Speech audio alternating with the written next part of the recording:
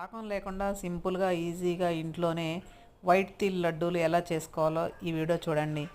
పావు KG white తిల్ తీసుకున్నాను, ఒక 50 గ్రామ్స్ బ్లాక్ తిల్ తీసుకున్నాను.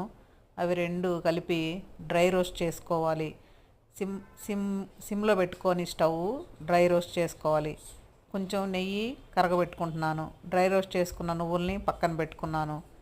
నెయ్యి కరగబెట్టుకుంటున్నాను. తర్వాత చల్లారిన తర్వాత మిక్సీకి వేసుకోవాలి. మిక్సీకి వేసుకొని కచ్చాపచ్చగా పౌడర్ చేసుకోవాలి. తర్వాత ఒక కప్పు నువ్వులకి ఒక కప్పు బెల్లం వేసుకుంటున్నాను. మిక్సీ వేసుకొని రెండుగా మిక్సీ పట్టుకున్నాను. తర్వాత కరగబెట్టుకున్న నెయ్యిని కూడా వేసుకొని ఈ విధంగా లడ్డూల్లాగా కట్టుకోవాలి. ఎంతో సింపుల్గా ఈజీగా ఇంట్లోనే నువ్వుల లడ్డూలు చేసుకొని తినొచ్చు. హెల్త్కి చాలా మంచిది. ఎంతో ఆరోగ్యకరమైన లడ్డూలు మీరు కూడా తయారు చేసుకోండి. రోజుకు ఒక లడ్డు తినండి, ఆరోగ్యంగా ఉండండి. Thank you for watching.